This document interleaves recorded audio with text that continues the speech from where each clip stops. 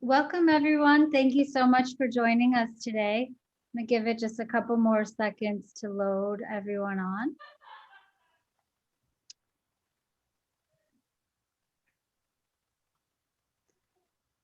So thank you, everyone, for joining today's webinar, Gauging Your Company's Success with the Gauge Report. My name's Leela Salim, and I'm with Fedmine. I'm happy to be joined today by Christine Williamson and Jeff Shapiro, who are partners at CohnReznick. Today, we'll be covering how benchmarking helps government contractors be more successful, and we'll also learn the latest with the 2021 Gauge survey. Next slide. Today's format will be an open discussion with Jeff and Christine to learn about the Gauge report. Please use the Q&A box for questions versus the chat box. And all slides and recording will be sent out to registered guests after the webinar.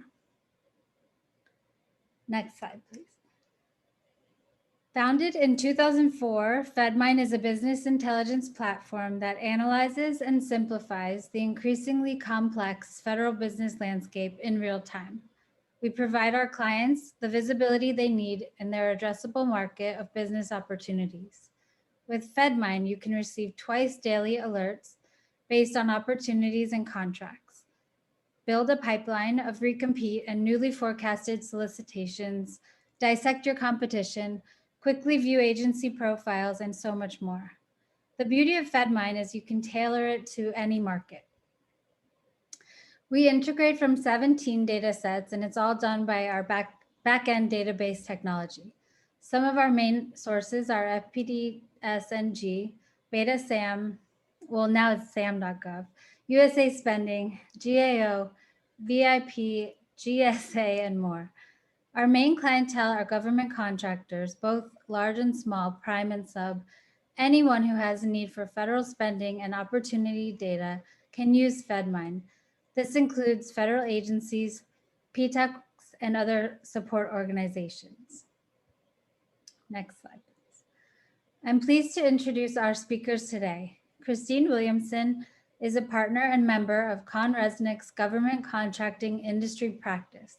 Christine provides financial and accounting consulting and business services to a variety of clients, providing solutions to complex issues. She's knowledgeable in GAAP and tax compliance issues and advises clients on financial and operational issues. Christine was named 2020 Business Partner of the Year by the Montgomery County Chamber of Commerce. Jeff Shapiro is a partner at the firm's government contracting industry practice. He provides an extensive range of advisory services for government contractors. Through his prior experience as a senior level contract auditor, and contracting officer's technical representative for a federal agency, also as a CFO of a small federal government IT contractor, Jeff acquired working knowledge of the FAR, contract compliance, allocability, allowability issues, disclosure statement requirements, and DCAA audits. We are so happy to have you both with us today, and we're looking forward to learning about the Gauge report. Hi, Leila. Thanks for having us. Thank you guys so much. So we are going to get into it, and we're going to have an open format. Like I said, we're going to start out with some questions. Why should companies consider benchmarking as part of their business strategy? I'll take that. Well, thank you again to Leila and Fedmine for this opportunity to talk about the Gauge report. I think this is a fabulous tool, so we'll talk to you more about that today. So thanks for letting us talk to you about that. So, all right, benchmarking. Let's start from the very top, and I think it's smart to talk about what is benchmarking all about. And what it is that you're going to be looking at your peer companies' performance, what they're spending on, their policies, their strategies. It's a great way to look both internally, externally, to see what others are doing and how they're being successful. You're always wondering what's going on behind the curtain. How are they right-sizing their back offices? What are they doing behind the scenes that enables them to be successful? Now, now in our fifth iteration, we've grown the number of companies that are participating in this great survey. External benchmarking can be really powerful as there's no prep or manipulation of the data internally. So you're going to save money and time. So why is this so important? First, it's going to give you an overall perspective of the overall industry. Next, it's going to provide you an understanding what others are doing to be successful. Third, it produces ideas for improvement. Fourth, makes you more competitive. And fifth, helps you win more business and grow your organization. Sounds awesome. What exactly is a gauge report? So it's in the name, the gauge, just like what Jeff just said. You need to gauge yourself as any type of company, and especially as a government contractor. So we're really excited that the gauge has taken off. As Jeff said, it's in our 5th year, and annually the survey is compiled. We do that from January through about May, the beginning of the year, and then we pull the report together. And let me just tell you, you see it here on the screen, but I think it's important that we have an acronym, just like in federal government contracting, lots of acronyms. So when you open up the report, it's broken up into compliance, government contract compliance. So that's your G. Your A is accounting. Your U is utilization, and what kind of benchmarks do you need to keep improving and monitor your utilization.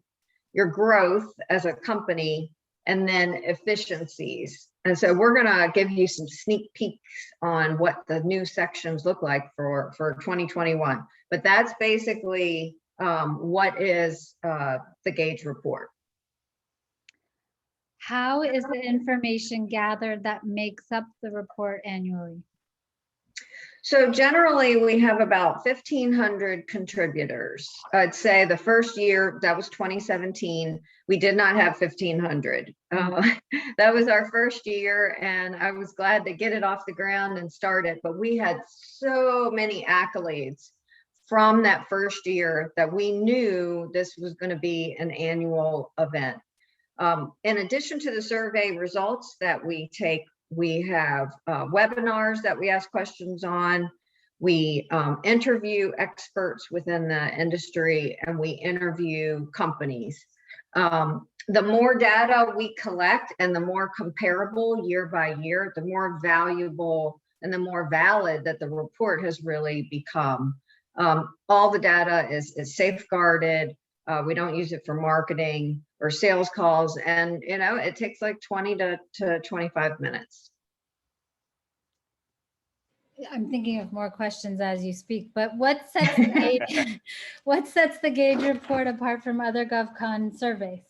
Yeah, we really have grown to love this report, because what we do every year, talking with our clients and other colleagues within the industry, our lawyer friends and banking friends and folks like yourself at Fedmine, like what are people talking about? And when we're in person, we're able to do this a little bit better. So we're looking forward to getting back out there. But every year there's a theme. And so in the past, we talked about budgeting, we gave some tips on budgeting, revenue plans, KPIs to use, how to gain efficiencies with rates. And then another theme we've used is graduating from a subcontractor to prime, going from small to large, and especially these days, the rules changing around that, always a pertinent topic. So you can go back to that report and you'll find some great tips on that. The internal controls, the importance of them, leveraging technology. I know Fedmine would know a lot about this, and how to optimize and run your business better, including some checklists and things to think about. And then finally, 2021's just in time for hopefully the CIO SP4 final RFP to drop, create a winning proposal. Sweet. What are the most popular sections of the report? Yeah, so there's a lot that I have favorites on, but I'll say the ones that my clients talk about and have actually said they've referenced it in some of their recent proposals is, indirect rates, wrap rates, and comparing yourselves by revenue bands. I can't tell you how many prospects come to me or clients come to me like, how am I doing compared to the rest of your clients? But like, we do a survey every year. And so you can see that. And then there's FTEs, the back office FTEs by revenue as well. Like, again, for especially those small companies ramping up, they're like, all right, I know I need to have an accountant, but when do I hire that, full-time HR person? When do I hire that full-time IT person? This helps guide companies do that and shows, how do I compare? Again, benchmarking. And then finally, the checklist, the tips, the tricks. There's always a nugget in there, something that people will find useful. That every year we're always updating, changing, interviewing different experts for their insights. I have actually an add-on question. Is it only the participants who participate in the survey who actually get access to the results of the survey, or do you No. results to Yeah, it is on our website, which is we have a separate website within CohnReznick called Govcon 360. So you'd be able to find all the, it's right there above Jeff's head and his screen share. It's all 4 years plus the 5th year once it's produced will be up there. We do gate it so that you put in your name and a little bit about your company, just so we know who's going in and using it. But we do give those who participate a special smaller version of some of the information, but the full report is available to all. It's really a value added report, and so we want it to be available to all contractors and companies who are interested in getting into federal contracting. Okay. Absolutely. Given the 2021 gauge results will soon be published, can you give us a sneak peek into what we can expect to see? Sure. And this is hot off the press because I just received from our research company a 147-page deck on all the results of 2021.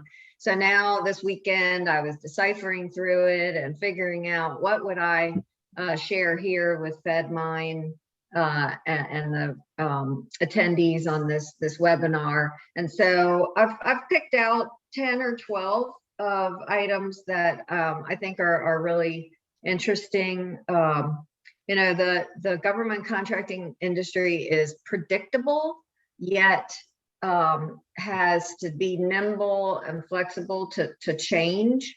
And so there's some things that we love to find out and see that we go, yes, this is what we expect. We expect our government contractors to be working about certain types of compliance or training, or just what do indirect rates look like. But then there's so much more that is changing that we're kind of able to balance out the predictability and the issues that face everyone today. So I'm going to jump right in. As Jeff mentioned, letting the cat out of the bag, that our theme is creating a winning proposal. And as you notice, each theme is able to be used by all types of companies, whether you're small, medium, large, just learning about government contracting, writing your first proposal. Every one of these themes should reach the entire market and the entire community. So growth is top of mind, and I'm going to move to the next slide. But first, actually, I just wanted to point this out. At the beginning of each gauge report, we have something called report highlights. We have an executive summary, and then we have our respondents. So we talk about our revenue size in the gauge, and I didn't mention that, and I was supposed to, but we do a 0 to 10 million, then we do a 10 to 25 million, a 25 to 50 million, and then 50 million and above. So that's how we kind of break down the participants. Then we might break them down by NAICS code, might break them down by employee, and also might break them down by the agencies that they work with. But one of my favorite parts of the gauge is doing this kind of government contracting web of what's impacting the GovCon industry. And this is what I had last year. I put large procurements and the Defense Production Act. wow, DPA was so, responsible for getting vaccines out and for supply chain management. CARES Act and 3610 and PPP continues to evolve in this year with preparing tax returns, and then in future years with indirect rates. Of course, the pandemic and the virus, companies worried about EBITDA, companies interested in social justice and diversity and inclusion, and even ESG, environmentally sociable governance. And then as you keep going around, I just feel like we really hit the mark on what was happening in 2020. And so I've got a few changes for 2021 to add in here, but it's just exciting to look backwards and look forwards. We kind of geek out on these survey and information. Okay, so let's talk about growth for a minute. Growth is top of mind. If you look at this, there's positivity and negativity that you could look at with the information. I mean, third of the companies said, I won 25% or less of the contracts that I bid on. Is that bad in government contracting? Maybe not. Depends on how many bids you put out. If you look at over to the right side, when companies project, what am I going to win? Look at the win results. They're bullish. They're going to win 51% of the time, 26 to 50% of their bids, or 25% said they're going to win 51 to 75% of the time. So we have this in the 2020 gauge as well. And we list it by revenue size and by business development challenges. So you can see that we're taking the data, and we're slicing and dicing it to give you even more information. So the next slide I'd want to share is on gross profit. This is important. This is all your direct cost minus your revenue. What does that gross profit look like? And this is before really your indirect rates is what we were asking. And you can see that just over a quarter said that their margins were over 45%. And that's good. That's good. A lot of folks are going to be in that middle quadrant, somewhere between 30 and 41. And then those who are in the 30% or lower, could be high subcontractors, could be high materials, could be high pay scales on what they're paying their employees compared to what their rates are. So this is a really good metric that a lot of people will take a look at and try to manage within their company by their NAICS code or by their revenue using the gauge. So then what's positive sort of information that we get from the gauge? And those two previous slides I showed you would be in the growth section. These next couple would be in the compliance section. So for government contractors, annual training is really important. It's becoming more and more important in what auditors look for, that you're keeping your employees trained. New this year was we asked about diversity and inclusion and ESG programs. I will note that business systems were 38% of the companies were training in the business systems. This year, it's up a couple points to 41%. So that's a good increase. And then there's 16% that are still not providing any of these annual trainings, if that's what they answered. So we need to keep pushing that envelope and showing government contractors that they need to be doing these types of annual training. And then the expected change in the workforce. I really like this one. This would be in our utilization section. So we're showing that 3/4 project that their company's workforce will grow in the upcoming year. And if you compare this to 2020, and you're going to see it in the report if you take a look after we get off the webinar today, you're going to see that these stats were pretty much almost the same. out of, a different group. We have a lot of people who answer the survey every year, but we do have a lot of new people that answer as well. So that's really positive and indicative of, how much contracting and how much money the government contracting community has, that they're spending and continuing to increase their workforce. So then moving on to concerns that government contractors have. We always ask about this. This is an interesting one.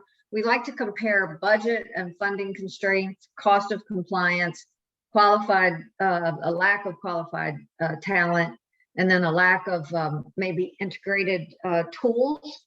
And what's interesting is that in 2019, lack of qualified talent was number one. Okay. In 2020, cost of compliance moved to number one. So we were really wondering, like, wow, who's going to get to the top in 2021? And here we go. Budgeting and funding constraints is at the top. I mean, cost of compliance is right there, just between each other. But I was really surprised that the lack of qualified talent has come down. And that's good to hear. And we just saw in the previous slide where, they expect to hire. And I think the pandemic, may have helped some of that. I mean, folks are looking for talent everywhere. You don't have to be right here in the hub near the customer. We're expanding our horizons, and we're figuring out how to be creative in hiring folks. It'll be interesting, Christine, it'll be interesting to see with the infrastructure bill and what folks are thinking about that. And I mean, I think that, it was in the works when the survey was coming out, but it's definitely perking up now. So I wonder if people are starting to get a little more, feeling a little bit better that, discretionary spending not going anywhere anytime soon. With money being as cheap as it is, the interest rate being so low, government's going to keep spending. No indication of slowdowns as of now. No, not at all. Not at all. And we'll be putting some of that in our highlights. So I'm glad you mentioned that. And this is one of the graphics and metrics that we would put in the highlights. In addition to another type of information we would give is, what is optimism in the government contracting space? Really, a majority of government contractors are optimistic. I mean, the community itself is resilient. Just to do work for the federal government, you have to be resilient. You have to have a whole nother layer of compliance on top of you. You have a different language. We have such specificity in our contracts and the federal acquisition regulations that it's a really resilient, tough community. And the neutral at 21% was about the same as last year. We always have some that are, pessimistic, but this has increased from last year. We actually broke apart the survey last year, pre-pandemic, March 13th, and post-pandemic. And optimism definitely dropped. It dropped to 68% when the pandemic hit. And so that remainder time period from March to May 2020 that people filled out, there was less optimism. It actually dropped to about 68%. Still not too bad, but still very good. And I think a lot of it is because there was a lot of the CARES Act went out, to federal government contractors, so that we were one industry that really benefited from the CARES Act. And then, speaking of the CARES Act, how about that? We asked respondents about, what did they receive? What type of assistance did they receive and relief did they get from the CARES Act? Not surprising, 66% of our respondents received a PPP loan. Many did utilize the Family First credit, the Employee Retention credit, Not as many that we thought were able to get 3610. That was the contracting officer shall provide 3610 if they felt it was reasonable and needed. It was not a must. So I think funding was found other ways rather than through 3610. There's a Social Security deferral of 50% payment to the next year that companies could have used for cash flow, and then idle grants. So the reason why I put this as a concern is because this is going to bring up a lot of audit issues. How did you credit your indirect rates, if you needed to, with any sort of credit that you received through the CARES Act? It's going to be a big audit issue, an indirect rate issue. It's already popped its head through taxes. We've been through so much reform. Federal finally allowed companies to take taxes, but states did not. States are not conforming to that deductibility 100% of that federal loan. So be mindful to talk to your tax preparers, depending on what state you're in, what your liability will be because of that PPP. Indirect rates are going to be adjusted probably from 2020 out through the next 3 to 5 years. Some are taking it in 2020, the credit, and may even have to credit invoices in the future on cost plus contracts. Some are going to take it in their indirect rates in the year of legal forgiveness. So a lot more to come on the CARES Act. That's a webinar for another day, Christine. Yeah, I could talk about that if I wanted to for about an hour. So question cost. Big concern if you're claiming indirect rates and there is a target to actual true up. What are the question costs? So we asked this of the respondents, and look at this, 80% said less than 10,000. I got to say, that's good stuff. That means people are training their employees on allowables and unallowables. They have good accounting systems to manage their indirect rates. They know what they're doing, what they're purchasing, what their policies are, telling their people what can be bought, what can't be, where does that need to be charged. So I really, am glad that these question costs are low. In the 2020 report, if you open it up, you can look at it by revenue size. So you compare it to you. And of course, the larger you are, it seems to be, there's a little more question cost.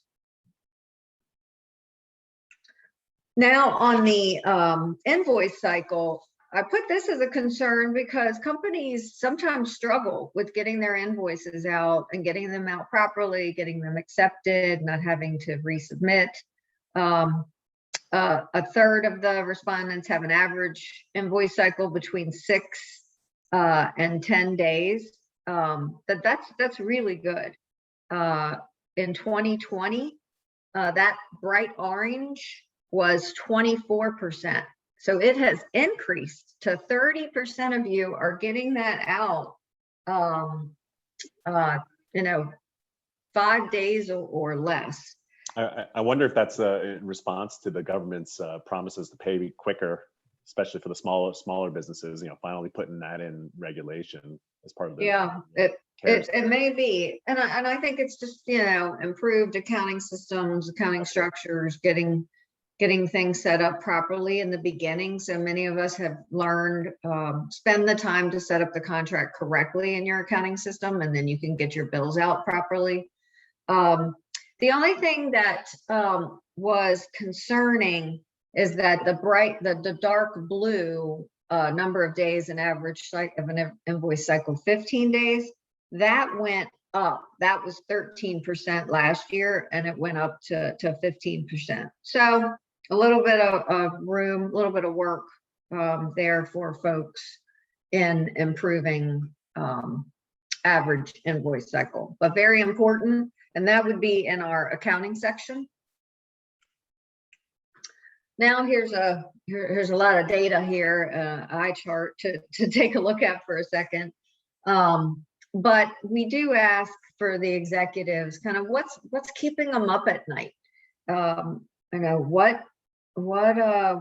what's really triggering you know, big concerns for you as an executive.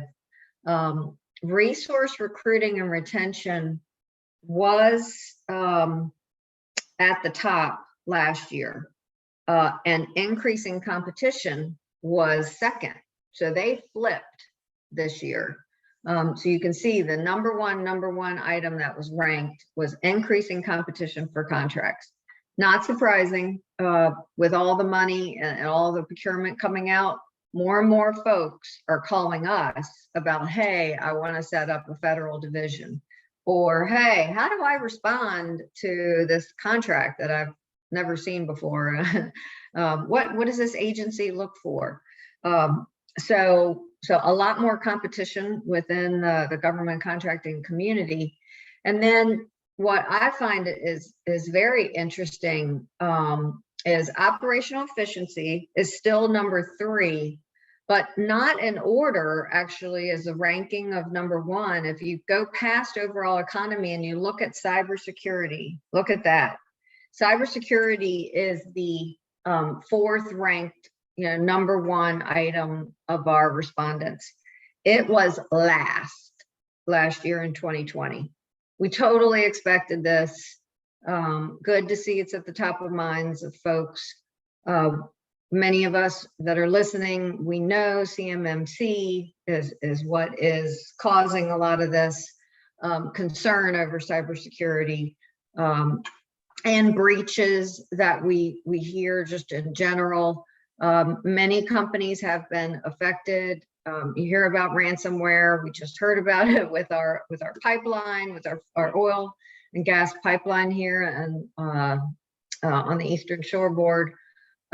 So companies are really looking at putting this in their budget, focusing on it. There are some procurements that are going to come out with some requirements of CMMC, only 10 to 15 probably coming out this year, but it's going to ramp up over the next couple of years. And so we all really need to watch it and really need to put resources towards it, and also put funding towards it in your budget. Anything you want to add to that? No, I mean, cybersecurity, whether if it's CMMC or it's what's going to come out of that recent executive order, or revised NIST standards, I mean, which are already incorporated into most DoD contracts. So I do see a government-wide increase in requirements related to cybersecurity, whether it's, you know, mandated, so to speak, or not. It's top of mind, like you said, and I'm pretty sure it was in the Polaris draft documentation already. So it's all, and that's a small business only BPA opportunity. So expect more. Mm-hmm. And the other sneak peek that we'll give away for 2021 is that in our appendix for our government insights this year for 2021, what we're going to have is a CMMC roadmap. So it's going to detail out the next 5 years of CMMC.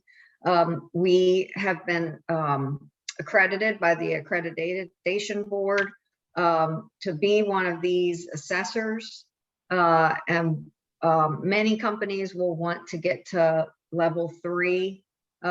We do have that in the gauge report from last year, what people are looking for.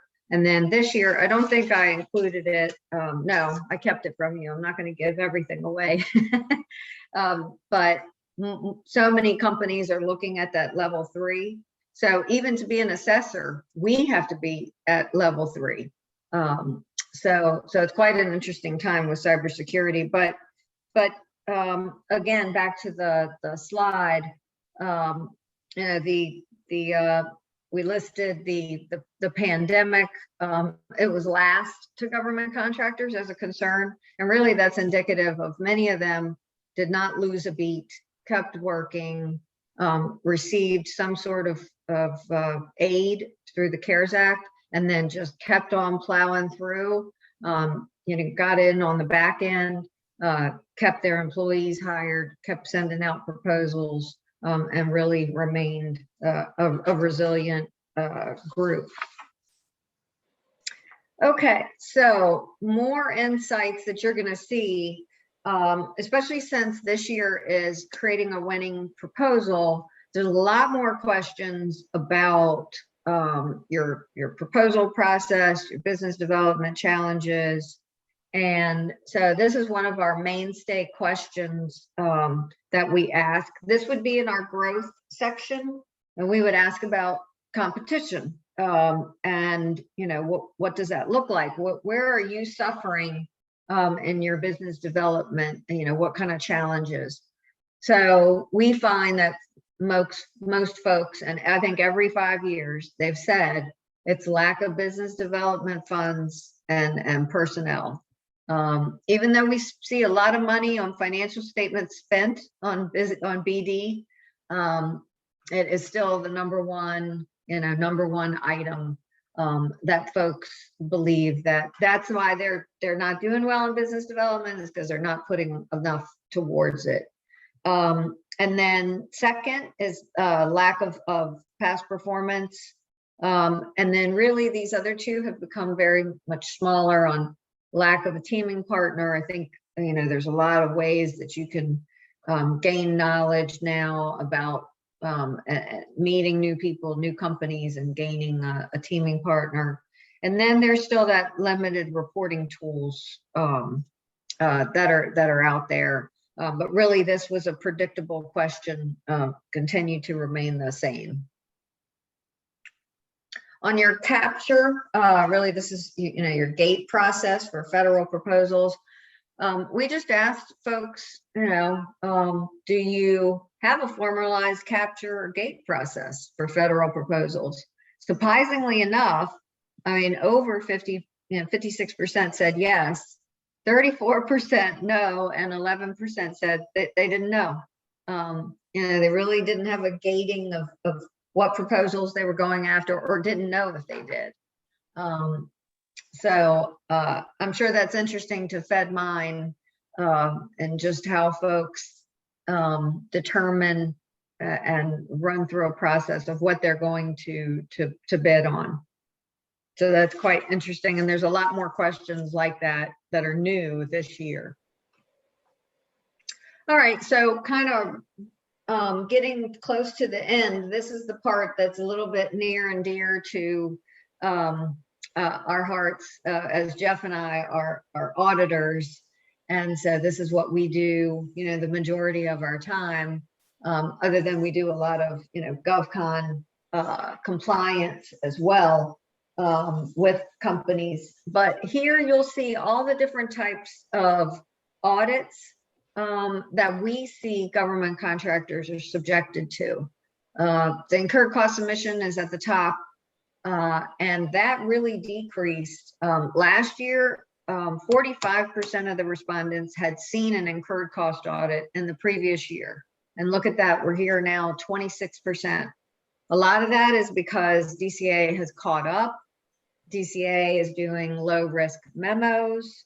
And some companies now with a lot more fixed price work are not going after types of work that would require them to have to submit an incurred cost submission. You might have a lot of GSA, other type schedule work where that's not a requirement to do an incurred cost submission.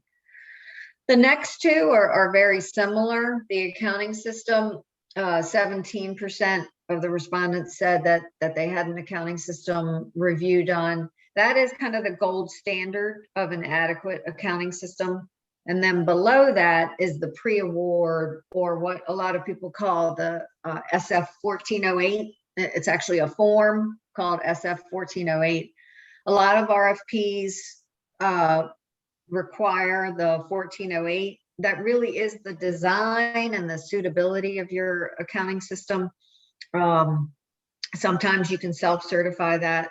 Sometimes you need an external accountant firm like ourselves, or you might have DCA that has come in and done the 1408. The accounting system review lasts for 3 years. So that's one of the things that a lot of companies seek out, because it is the gold standard and it has a long life, shelf life. Then after that, you're going to see a lot of other types of audits that the companies endure, whether it's proposals, there's business systems here, property purchasing and estimating.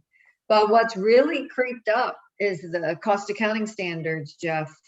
And I think that's because if I showed you our revenue bands, we have a bigger mix of the over 50 million companies that are responding to the gauge now. Yep. But in the previous years, we had more that were the smaller, 50 million and below. So now we're teetering on the other side of the scale.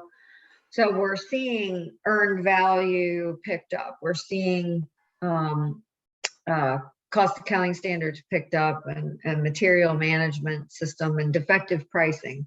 So those did inch up a little bit from the previous year. I also thought, did some of the audits kind of remain the same or decrease because of COVID?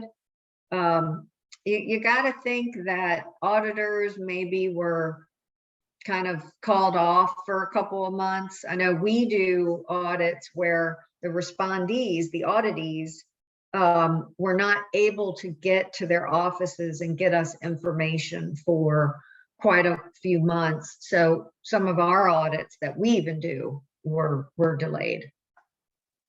Yeah, so I think it's interesting on that slide, Christine. I'll go back. Sure.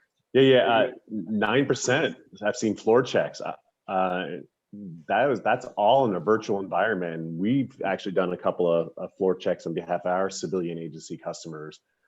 I think now that DCA is caught up and now they're starting to figure out this virtual way of doing things, I think all that kind of real-time audits are only going to increase. So right, have your, companies need to make sure that their employees are aware of timekeeping practices and keeping their timesheets updated a daily basis and submitting them daily, submitting them on, whatever your weekly or bi-weekly, whatever it is. Be on top of that. It's a relatively short audit, but it can be really impactful to your business, because typically for most businesses, labor is the biggest expense to the government. So government's going to keep a close eye on that. Okay. Yeah, I think the floor checks actually are down from 2020, and that may be indicative of really, I think, adjusting. We all lost a couple months, with the pandemic. So I'm going to move on to audit challenges, but Leila, do we have any questions that maybe? I have a couple on my end, and feel free, audience, to add them if just something comes to mind. But the first one I have is, are the results different based upon industry? I know you touched on NAICS codes at the beginning. For example, how does the construction industry benchmark as compared to IT? So there are differences that we see. They're not wide. And they may be more in like full-time equivalents, which we're just pulling that data together right now that you have in your back office. They're going to be a little bit different in the wrap rates, and they're going to be different in the types of contracts that you're going to see, depending on if you're construction or IT. You would also maybe not see as many audits, depending on the agency that you work with. And like I mentioned, some people have more the flexibly priced contracts where there's a lot more oversight. And then in construction, where you would have fixed price, you may not have a lot of the types of audits that you see here. You're going to see more, requirements ongoing as the construction contractor, is building something or renovating. So you will see that, and that is going to be something very interesting that I can't do that in a report, right? It's really difficult to give you all the different data checks between a manufacturer or construction or IT or just a butts and seats type company. But we're building, you've set me up, Leila, is that we're building a benchmark interactive tool that's going to be on the web. And so what you're going to be able to do is log in there, and you're going to be able to put your revenue size, and you're going to be able to put your NAICS code. And then you'll be able to see, did we capture data with that NAICS code? And I can tell you right now, we didn't in all circumstances and all, questions. I mean, I can only get what I can get. So what I think we'll glean from this and we'll learn is that if you don't see information when you go to that benchmark tool, next year, answer the survey and have your friends answer the survey. Have your other companies that you're working with, because again, the more data we get and the more industries we get, the better and more improved this gets every year. And that kind of leads into my other question that I had was, where do you get your participants? Is it generally just word of mouth that it's grown over the years? It's some of that. We teach for a couple large government contracting organizations, and they will help us promote the gauge survey. We have, a lot of our centers of influence of types of companies that we work with, whether it's nonprofit organizations for veterans, or whether it's software companies, attorneys, bankers. We ask them all to push out the survey. And I will tell you that we have companies from all across the United States that are answering the survey. Cool. So that's a good question. Yeah. And then, I had another question about the effect of the new executive orders on cyber, but I see that Jeff had answered a little bit. Yeah, we didn't get into very specifics of the executive order. I mean, there were a bunch of ones also in the last administration that had impacts on government contractors. So it's always top of mind, but as with most executive orders, it takes time to implement, and then, FAR rules end up being put in place, and so, yeah, the one that comes top of mind in terms of what's active now is the cybersecurity one, like I mentioned before. There's also a minimum wage for government contractors as well. And that's going to take a couple of years to actually take impact. I believe it was 23 is when government contractors are going to have to pay $15 per hour as a minimum wage. I don't know how many companies get impacted by that, but I'm sure there'll be some. But yeah, that's something that contractors are going to have to keep in mind when they're pricing, 5-year contracts that, this is going to be a regulation, and you need to abide by it. Well, and that's good, because in our next slide, we talk about what are the audit challenges, and the top one is your rates. So, the minimum wage is definitely going to affect our indirect rates. And, in some proposals, you have to project out 2, 3, 4, 5 years. So companies are really going to need to look at, and is it going to change? Are pay rates going to change because people are moving around geographically? I always thought that they would, but Jeff and I were both on a call a couple of days ago that said, you know what? They don't think pay rates are going to adjust as much as we think. Even if somebody moves out to Kalamazoo, they may still be able to get the same pay that they were getting right here in Tyson's Corner. So that's something to think about. Comparing this result to 2020, indirect rates, number one. Indirect rates are always number one as an audit challenge, because pretty much that is what's happening in your audit. They're auditing your indirect rates. But what's interesting is that last year, timekeeping was number 3 and billing was number 2. So those two have flip-flopped. And then what has moved up, look at this, Jeff, cost accounting standard compliance, CAS compliance has moved up right here in the way I have it. It's not listed that way. Yeah, but, no, I get it. Yeah. But it has moved up. And then we've got executive comp and unallowable kind of right there, neck and neck. So to see CAS jumping over billing and unallawables is quite amazing, which is showing you that there's a lot more full and open, you know, just a lot more that contracting officers don't want to be, you know, negotiating with somebody that's going to move around their indirect rate structure in the future. You know, they're dealing with bigger companies with GWACs and the big IDIQs. So there's a responsibility, you know, that you are probably going to be CAS covered. And so any impact that you changes that you make, you know, are going to affect your indirect rates. So that's top of mind to a lot of companies, and interesting that that's important in the audit. So that's kind of the last of our sneak peek. I didn't want to give you too much, and I did just receive them on Friday. Receiving more today from the research company, where we're going to be comparing some of the statistics on a 5-year look back.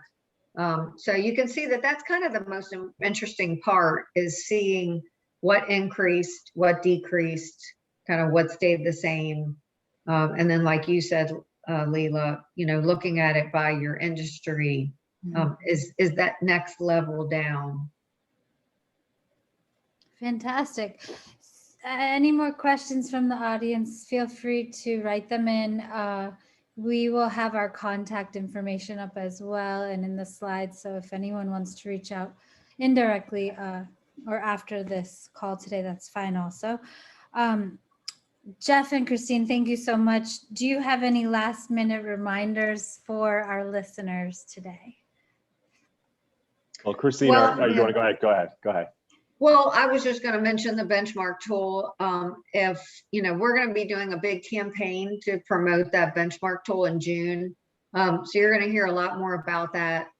I'm going to be processing all the data in the month of June, and then writing a lot of the report and splattering through tips and tricks and information on you know, helping companies write that winning proposal.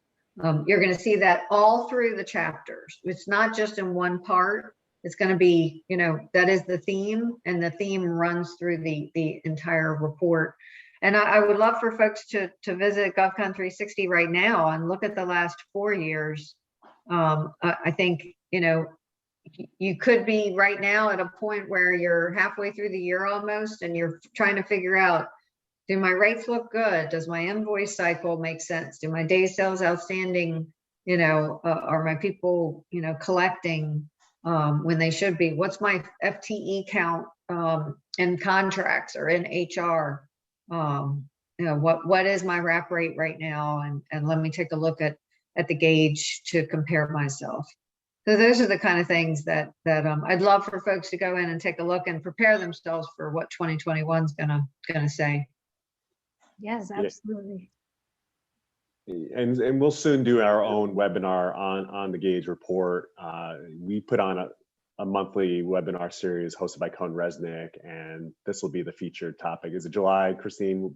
We'll be putting that on, or have we decided? No, I think actually it's going to be September. We go to production in July, and then we do just for the participants, the 1,500 that contributed. We'll give them a full look at it in August, and then blast it out to everybody to look at mid-August to September. That answers your earlier question too, Leila, about if you participate, you do get A little earlier That's true. detailed results, more than what we showed today. Yep. Well, so thank you for the questions, Leila. Those were good. Or thank you for the respondents that provided those questions. Yeah. Absolutely. Thank you all so much for telling us about this informative survey, and I'll look forward to participating in it and learn more about the results for 2021. Excellent. We'll send out the recording today and the slides to all registered guests, and thank you all so much for participating today. Yes, thank you. If you want to reach out to Jeff or I, we're on our Govcon 360 website. So reach out to us if you have any questions.